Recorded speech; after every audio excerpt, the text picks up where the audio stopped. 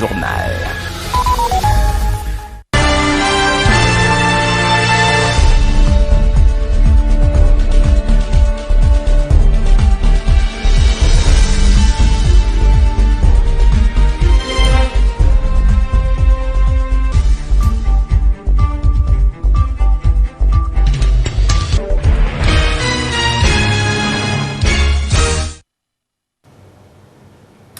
Heureux de vous retrouver une fois encore pour cette grande édition du journal de TPT+. Mesdames, Messieurs, excellentes conditions de suivi pour cette session d'information.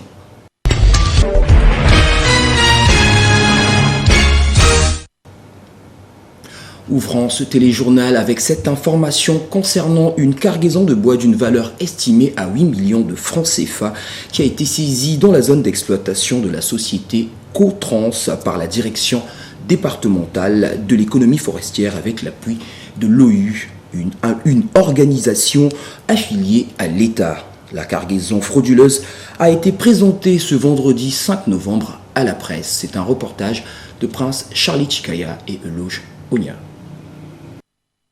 Cotrans Construction Service, société œuvrant dans le secteur de l'exploitation forestière, notamment dans la transformation et la commercialisation de bois, détentrice d'un permis d'exploitation dans le Kwilu, au cours d'une mission de travail avec les agents de la direction départementale de l'économie forestière, ils ont mis la main sur cette cargaison illicite de bois d'une valeur estimable de 8 millions de francs CFA.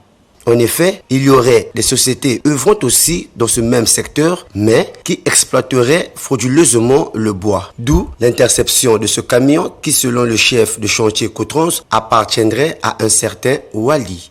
Cette saisie s'est passée au cours d'une mission conjointe avec l'OI, c'est-à-dire une organisation indépendante affiliée à l'État, et la direction départementale des eaux et forêts au Kwilu.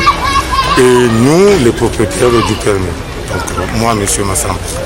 Donc au cours de cette mission, on est venu évaluer notre travail et voir dans quelles conditions nous travaillons, faire un peu la traçabilité des bois abattus jusqu'à l'évacuation du corps. Donc lors de notre visite, la mission a eu la main aux scieurs frauduleux. Nous fournissons des efforts afin d'arrêter ce braconnage de bois dans notre permis. Mais malheureusement, il y en a qui nous contrôlent, qui rentrent sans qu'ils prennent une autorisation au niveau de l'entreprise. Donc voilà devant vous la preuve, ce que les usagers, les hommes font dans le permis de M. Dambenzi. 9 jours pour le voleur, le 10e pour le propriétaire, dit l'adage. C'est ici l'occasion d'interpeller tous ceux qui œuvrent frauduleusement de ce secteur de se conformer. Sinon,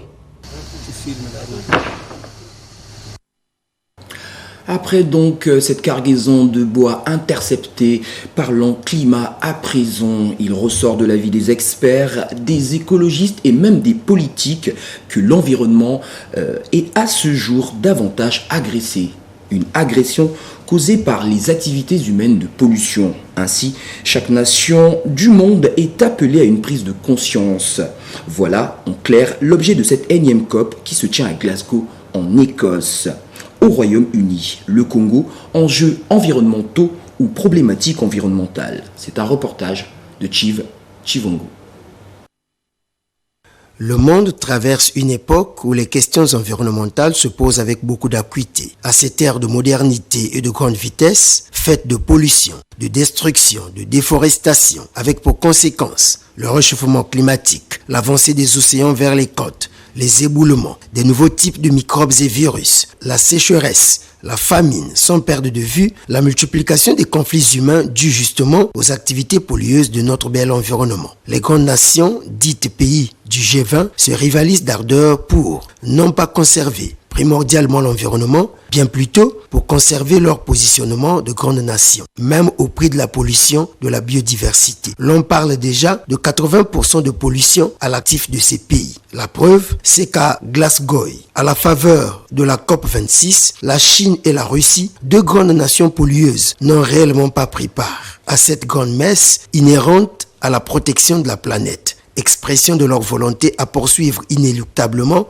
la voie de la pollution. Et les autres grandes nations, comme les USA, la France, le Royaume-Uni et autres, qui comprennent la problématique environnementale, éprouvent tout de même de la peine à appliquer à la lettre leurs engagements de pays pollueurs, notamment le paiement de la taxe carbone. Le Congo, pouvait dire un protecteur de l'environnement, n'a pas une problématique environnementale, mais des enjeux environnementaux.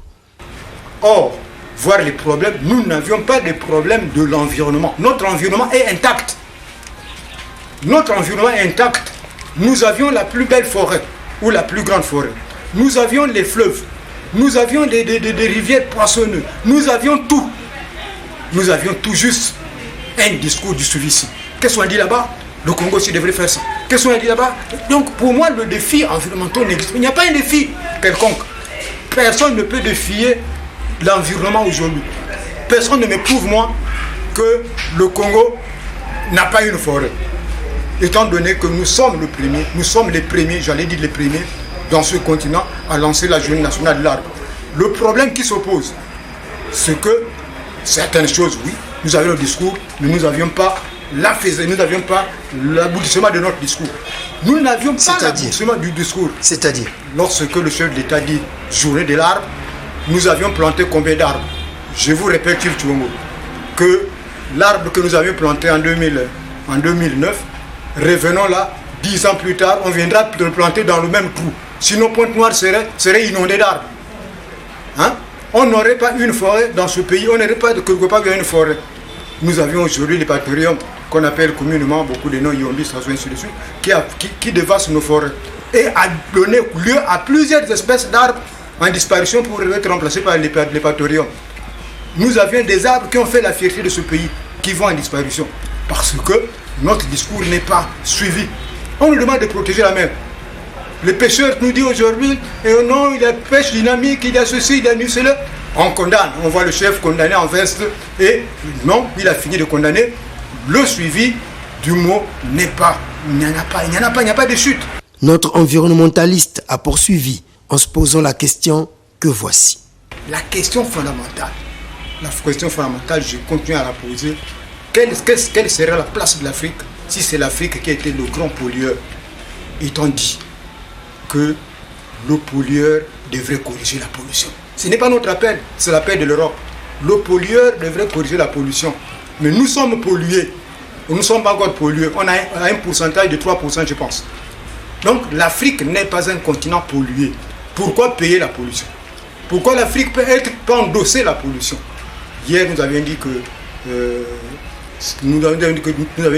les problèmes, que ce soit de santé, de pandémie et autres, c'est l'environnement qui a été agressé. Qui a été agressé. Aujourd'hui, on parle de Covid-19. Le RENAP l'a dit et le répète. Si jamais l'environnement était agressé, si jamais l'environnement était pollué, on serait par la pandémie. Covid-19. C'est toujours un problème de l'environnement. Cette préoccupation semble être interpellative. Oui, qu'adviendrait-il si c'est l'Afrique qui rendait la vie invivable sur Terre et que nos chefs d'État refusaient de participer au COP, de s'engager à compenser la pollution ou de payer la taxe carbone? Certainement, on entendrait des poursuites judiciaires, des arrestations et des procès à la fameuse CPI taillée sur mesure et fortement médiatisée. Le Congo, avec ses 23 millions d'hectares de forêt sur les 342 000 km², presque encore vierge, regorge des tourbières qui séquestrent efficacement une bonne quantité de carbone, rendant encore la vie vivable sur le globe terrestre. Le discours, je répète que le discours des présidents africains devrait sortir des discours de donne-moi pour poser des actes de conservation de l'environnement de notre continent. Des actes de conservation du bassin du Congo. Le Congo, initiateur du Fonds bleu, doit promouvoir l'économie verte pour demeurer en harmonie avec la nature. Dans la semaine, nous avons aussi aiguisé notre plume sur les débats qui alimentent les conversations des Congolais relatives à la comparaison des vieux d'avec les jeunes. C'est au point que Grégoire Lefoba, un politique de ce pays, dit un jour, je le cite, « La jeunesse n'est pas une qualité, La vieillesse n'est pas un défaut. Fin de citation. Nous y avons réfléchi dans ce reportage que nous vous proposons de suivre. Au milieu du commun des mortels, un débat s'est naturellement instauré, et cela dans presque chaque nation. Celui de la comparaison à plusieurs titres de la jeunesse avec la vieillesse. Ce qui ressort si souvent dans ce débat, cas du Congo, c'est que pour les vieux, la jeunesse congolaise d'aujourd'hui est dépravée, oisive, n'aime pas les études, adepte du banditisme, manque d'initiative, irresponsable, ne peut pas assumer des hautes fonctions parce que certainement n'ayant pas de bagage intellectuel et professionnel requis. Bref, elle est paresseuse et par le fait même aime la vie facile. C'est là, entre autres, les pierres que la vieillesse lance à la jeunesse. C'est pourquoi, certainement, dans les instances de décision, on ne trouve quasiment pas de jeunes gens. Au point qu'on en fasse un argument de campagne. Nommer un jeune à une haute fonction de l'État passe pour une prouesse politique, hélas. Si bien que même les jeunes eux-mêmes trouvent cela spécial. Comme si justement, ils ne le méritaient pas et que c'était par pure faveur. Pour la jeunesse, la vieillesse congolaise n'est pas un modèle. Si bien que le pays est justement en perte des repères. Parce que les pères tous azimuts, non seulement ne veulent pas coacher la jeunesse, mais bien plus sont devenus des promoteurs des anti-valeurs. Et comme l'homme ne peut donner que ce qu'il a, les aînés au Congo semblent ne transmettre que les anti-valeurs, principalement la démagogie, sinon la politique politicienne, l'ingéniosité dans le vol et détournement des deniers publics, la tricherie, la corruption, l'irrespect du bien public et la sorcellerie, la méchanceté, l'égoïsme, car ils meurent pour la plupart avec leur savoir-faire. La relève n'est pas à l'ordre du jour. Sinon, la relève se fait au prix de l'incubation à l'esprit démagogue avec le système de parrainage, où la majorité des nominations semble se faire par parrainage. Bref, on n'en finira pas à citer les mots qui gangrènent la vieillesse congolaise. Pourtant, elle a assumé les hautes fonctions de la République tout jeune autrefois. Voilà qu'elle entend léguer en héritage aux jeunes des mots et non des valeurs. Un héritage, disent les jeunes, empoisonné. Dans ce débat, davantage ces derniers temps, tout se passe comme si la jeunesse est une qualité et la vieillesse un défaut. Dommage. C'est Grégoire Lefaubar qui disait, je le cite, « La jeunesse n'est pas une qualité, la vieillesse n'est pas un défaut. » Fin de citation. Car autant la jeunesse a des atouts, surtout parce que, encore valide, dynamique, majoritaire au Congo, plus de 70%. Mais cela justement n'est pas une qualité qui peut garantir le développement, puisqu'on peut être valide, dynamique et même majoritaire, mais être analphabète, oisif, voleur, assassin, tricheur et j'en oublie. A contrario, la vieillesse non plus n'est pas un défaut, puisqu'on peut être vieux, mais être catalyseur, une source d'inspiration pour la jeunesse, un repère, un bosseur. Cet éditorial n'est qu'une approche de réponse à ce débat, l'on dira stérile, comparant la jeunesse à la vieillesse. Que ce débat propre aux oisifs cesse et que jeunesse et vieillesse congolaise comprennent que ce qui compte, ce n'est pas tant l'usure de l'âge ou la fécondité de l'âge, mais ce que cet âge peut faire pour développer son pays. Aux Chinois de renchérir le chat, qu'il soit noir, qu'il soit gris, pourvu qu'il attrape une souris. Fin de citation. En société, à présent, nous apprécions bien et même mieux l'amour que les autres font montre pour leur pays. Dans la façon de le construire, les rapports entre eux et le respect du bien public. Ça s'appelle du patriotisme. Qu'en est-il donc de cette notion du patriotisme chez les Congolais? Nos reporters se sont plongés sur la situation. Suivez. Selon le dictionnaire, le patriotisme est l'attachement sentimental à sa patrie, se manifestant par la volonté de défendre ou de promouvoir sa patrie. Il pourrait aussi être défini comme un sentiment partagé d'appartenance à un même pays, la patrie. Sentiment qui en renforce l'unité sur la base des valeurs communes. Il conduit à ressentir de l'amour et de la fierté pour sa patrie. Le patriote est prêt à se dévouer ou à se battre pour sa patrie afin d'en défendre les intérêts. Pour le soldat, le patriotisme est un sens moral qui le pousse à combattre pour défendre son pays plutôt que de céder aux attaques de l'ennemi, au point d'en mourir. L'on pourrait aussi aller plus loin en parlant de patriotisme économique, qui est un comportement des consommateurs, des entreprises et des pouvoirs publics qui, dans un contexte de mondialisation de l'économie, cherchent à favoriser les biens et services produits dans leur pays. Il est fondé sur le concept de la légitime défense économique. le consommer d'abord congolais. Au regard de tout ce qui précède, qu'en est-il de la notion de patriotisme chez les Congolais? Le patriotisme, c'est d'abord aimer son pays. C'est d'abord ça, parce que lorsque vous aimez votre pays, à ce moment-là, vous êtes patriote. Vous compatissez ou bien vous contribuez à l'évolution du pays. Vous contribuez à tout ce qui concourt pour le bien-être du pays. C'est ce que moi j'entends par patriotisme. C'est d'abord le sens d'aimer un pays. Aime tout ce qui y concourt dans le pays. Un patriote, c'est celui qui va, c'est-à-dire que c'est quelqu'un qui doit vraiment aimer son pays. C'est ça qu'on appelle des patriotes. Bon, selon moi, être un patriote, il ne faut pas s'attendre à ce que le pays fasse pour toi, mais ce que toi tu peux faire pour ton pays. De rien. Super. Au-delà de cette définition toute faite, certaines voix dissonantes s'élèvent pour pointer du doigt les politiques qui auraient mis par terre le pays, justement par manque de patriotisme. Vous savez, le mot là il pèse. Il pèse. S'il était appliqué correctement, le peuple ne s'emmerderait pas. Le peuple ne souffrirait pas. Il pèse ce mot. Ce mot-là pèse. Ça, je vous le dis. Hein? C'est resté sur les lèvres des gens, c'est vrai. Mais c'est un vice. Le slogan hier, c'est tout pour le peuple, rien que pour le peuple. Mais or, aujourd'hui, c'est rien pour le peuple, tout pour les politiciens. Qu'est-ce que le peuple tire comme profit du potentiel de ce pays-là? Ce sont ces politiciens-là qui sont lait au miel. Regardez les gens. Vivoter. L'amour de son pays, mieux de sa patrie, émane aussi de la culture et de l'éducation des citoyens. Promouvoir le patriotisme, c'est donc aussi briller par l'exemplarité, du haut sommet de la sphère politique jusqu'aux citoyens lambda. Il nous faut atteindre la conscience patriotique, sinon... Toujours en société, obtenir la carte nationale d'identité au Congo est aussi difficile qu'obtenir un visa pour la France. Les Congolais, ou mieux les Ponténégrins, ont presque perdu espoir et se résignent à vivre en corbeau, et ce, malgré eux. Pointe noire, problématique récurrente de l'obtention de la carte nationale d'identité est le sujet sur lequel se sont planchés nos reporters. Suivez.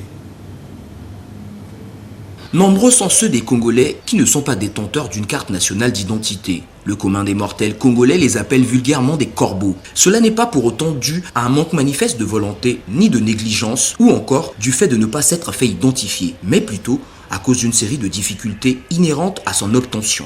L'obtention de cette pièce vitale à la vie d'un citoyen au Congo, et à Pointe-Noire en particulier puisque nous y sommes, est un véritable casse-tête chinois. Un tel casse-tête chinois qu'après moult tentatives infructueuses, bon nombre de citoyens congolais se sont lassés de courir derrière l'obtention de la pièce d'identité nationale, dépités par toutes les tracasseries auxquelles ils ont eu à faire face, mais en vain. J'ai 25 ans d'âge, mais je n'ai pas encore d'identité. Je suis fatigué. Lorsque je pars à la mairie, on va faire des tours. Tu reviens demain, tu donnes 2000, tu donnes ceci. Donc, malheureusement, nous avons des difficultés pour avoir l'argent, mais nous compliquons à la mairie. Alors que la carte d'identité, c'était une carte qui était tellement facile à tout citoyen congolais pour en avoir. Mais chez nous ici au Congo, c'est le contraire. Pour en avoir, il faut que tu trouves un parent, peut-être à la mairie ou peut-être là quelque part, pour en avoir une carte d'identité. Les pièces d'identité au Congo, c'est devenu un luxe. Or que par ailleurs, sous d'autres cieux, c'est des trucs au moins pour, je pense, une journée ou 2 jours, tu peux en avoir. Mais chez nous ici, là, il faut attendre. Tel que là, je vous parle là, je reviens de Lumumba. Mais je l'ai fait depuis décembre 2020. Et jusqu'à aujourd'hui, je n'ai pas encore eu ma pièce. Et on m'a dit de repasser encore en octobre. Donc, est-ce qu'à ce niveau, le pays peut marcher vraiment? Pour avoir une pièce d'identité, il faut uniquement la pièce d'identité. Mais donc, si on passait par des passeports, on est tous convaincus en ce net moment. Tous convaincus en ce net moment. Donc, vraiment, on ne sait plus. Il y a même des étrangers qui ont des pièces d'identité. Mais par contre, les Congolais, en ce net moment-là, si vous pouvez interroger au moins même 10 Congolais qui passent ici, là, ils vous diront qu'ils n'ont pas de pièces d'identité. Il y en a d'autres, si vous partez à Lumumba là-bas, ils ont des cartons. Des pièces, des cartons d'identité. Mais les gens sont tellement trop fatigués pour, c'est-à-dire aller, revenir, venez demain, venez après-demain, venez demain, venez après-demain, et la personne est fatiguée. Les démarches administratives, peu importe leur nature, requièrent d'avoir une pièce d'identité nationale. Vous ne seriez donc pas surpris d'entendre que plusieurs projets ont échoué et que de nombreux rêves ont été brisés par manque de livrets. Sans parler des interpellations de la police auxquelles il faut toutefois se justifier, et pas seulement. Même pour les plus opiniâtres, l'espoir finit par s'effriter au fur des allers-retours, toujours classés sans suite. L'enthousiasme laisse vite la place à l'amertume. En fait, c'est aberrant parce que on est des citoyens congolais, voyez-vous. Et la carte d'identité, c'est quelque chose qui est très spécial pour se présenter dans les administrations et tout ça. Mais en ce moment, on constate qu'on a plus de difficultés pour en avoir dans nos communes. On a vraiment des difficultés. Et on a souvent tendance à même dire que le passeport devient plus facile que la carte d'identité. Et on devrait revoir ce problème-là. Parce que quand on voit la majorité des Congolais ont toujours du mal avec la carte d'identité. Il y a des identifications, des signes, on a toujours ce problème-là. Alors, franchement, les autorités compétentes doivent revoir ce problème-là. On ne sait pas qu'est-ce qui est à la base de cet échec-là, mais sauf que c'est aberrant, ça fait mal. Ça fait mal de se promener comme ça sans carte d'identité. Quand vous êtes interpellé par la police, on vous demande de montrer votre carte d'identité, vous n'en avez pas en fait. Donc vous marchez comme ça. En fait, vous n'êtes pas congolais parce que vous n'avez pas votre identité en vous. Parce que qu'est-ce qui prouve réellement que vous êtes congolais? C'est votre carte d'identité. Mais quand vous n'en avez pas, là c'est un problème. Donc je peux douter de votre identité. Ne pas avoir une carte nationale d'identité, c'est presque vivre dans la clandestinité, sans aucun moyen de prouver son identité. Cette situation dure depuis plusieurs années sans vraiment que cela ne préoccupe les autorités en charge. Curieusement, quand arrive la période des différentes élections législatives ou présidentielles, la carte nationale d'identité s'obtient plus facilement. Pourquoi donc cela est-il autant difficile de l'obtenir au lendemain de ces différents scrutins, au point d'en donner des maux de tête aux Congolais? Moukevena carte d'identité, depuis Babana Mambongo, bon, nous les même que non, 90% des Congolais qui viennent avec carte d'identité. Livré dans le coup de la matal marqué. À mes 27 même dans le moment, il y a vote, il y a Collinet, il y a qui député, mais tu peux ça, carte d'identité, c'est que Tala, moi élève, moi ça l'a payé. Mais carte d'identité qui est venue, moi je congolais. Donc si vous vérifiez bien, vous demandez tête par tête, carte d'identité qui est venue. Vous avez récépissé, mais carte d'identité pour bien voir, ce qui est gratuit. Comme dit à non, faut moi m'aider soit bas na baiki. C'est pas ça. On est des citoyens congolais. Oh, mais c'est là même na pièce d'identité congolais. Est-ce qu'il y a bien? Le comble, c'est qu'il semble toujours y avoir silence radio lorsqu'il faut aborder cette problématique. Il n'y a aucune communication. Les Congolais n'ont-ils pas le droit de savoir ce qu'il en est exactement? N'ont-ils surtout pas le droit de détenir une carte nationale d'identité?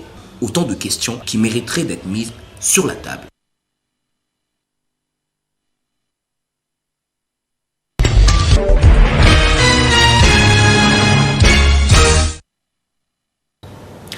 En RDC, les contrôles de police ont été renforcés à Bukavu après l'attaque des rebelles. L'armée et les forces de police ont repris le contrôle des quartiers assiégés par les rebelles pendant plus de 7 heures. Mais les déplacements à l'extérieur et à l'intérieur de la ville restent étroitement contrôlés. Plus d'informations dans ce reportage de nos confrères d'Africa News.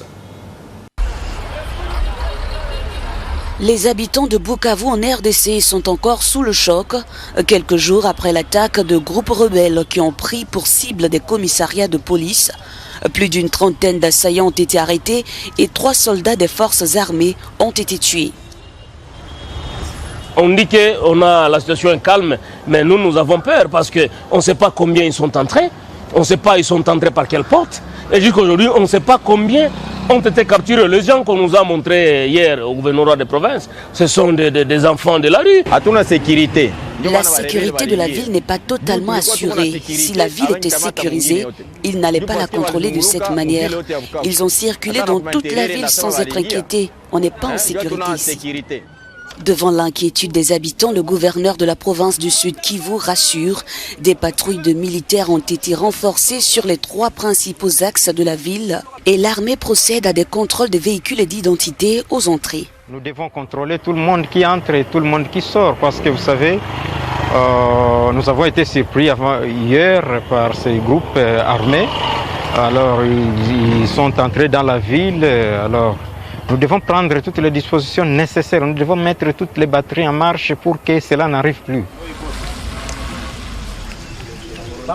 Divers groupes armés sévissent dans la province du Sud Kivu, mais sa capitale Bukavu n'avait pas connu une telle attaque en pleine ville depuis des années.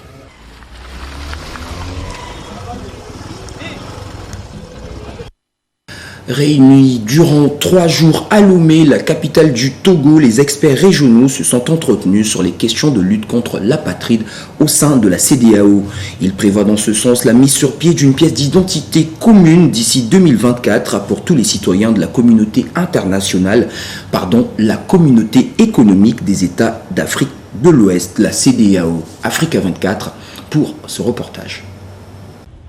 À l'horizon 2024, la CEDEAO, Communauté économique des États de l'Afrique de l'Ouest, prévoit une pièce d'identité commune pour ses citoyens. À cet effet, les experts régionaux sur les questions de la lutte contre l'apatridie au sein de la CEDEAO se sont concertés du mardi 2 au jeudi 4 novembre dans la capitale togolaise Lomé. La rencontre de 3 jours vise à faire le point sur les avancées de la campagne. Dans le cas la promotion de l'intégration sur-régionale. Il y a quelques années, les chefs de l'État, la CEDEAO, ont décidé de la mise en circulation d'une carte d'identité biométrique qui permettre aux populations de l'espace de circuler librement et surtout d'être à l'abri des tracasseries administratives aux frontières. Pour cela a été lancé il y a presque une dizaine d'années. Certains pays ont déjà pris l'avance comme le Sénégal en établissant cette carte d'identité biométrique CEDEAO.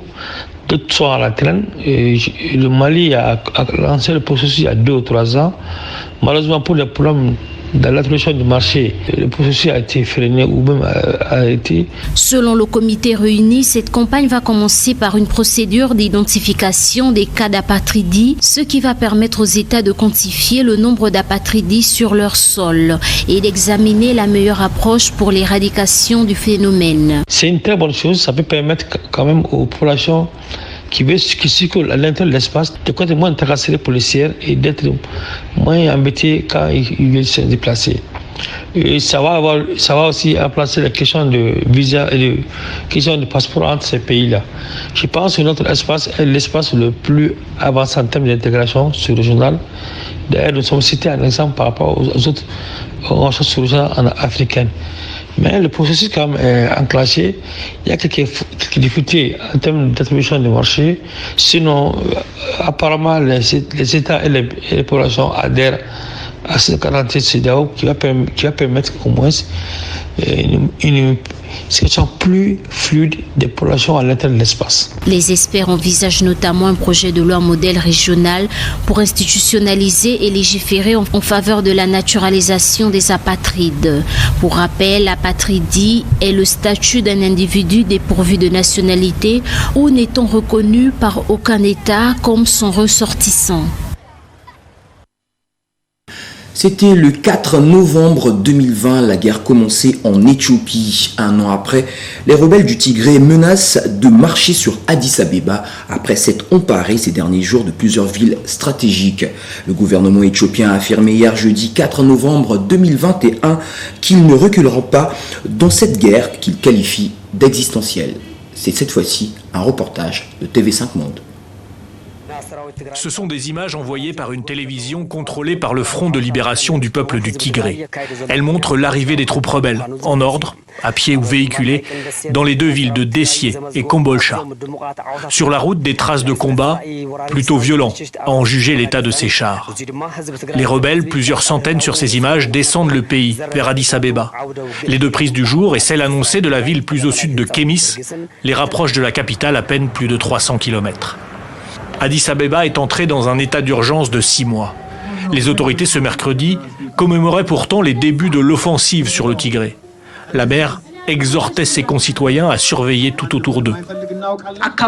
Avec l'unité, nous devons maintenir la paix dans notre environnement. Nous devons signaler toutes sortes de choses inhabituelles et tout ce que nous voyons de suspect. Nous devons confirmer la paix en Éthiopie. Mais la guerre se rapproche et aucune discussion ou quelconque effort diplomatique ne semble efficace. Ici, à Dessié, les blessés rebelles sont soignés dans des conditions d'hygiène très limitées. L'hôpital a lui aussi subi les combats. D'autres d'ailleurs se poursuivent dans l'est du pays, sur la route stratégique vers Djibouti. C'est sur cette information de la guerre au Tigré en Éthiopie que nous mettons un terme à cette session d'information. Mesdames, Messieurs, merci à vous de l'avoir suivi. Pour ma part, je vous dis à bientôt. Mais d'ici là, gardez l'esprit positif, car chaque jour est une vie.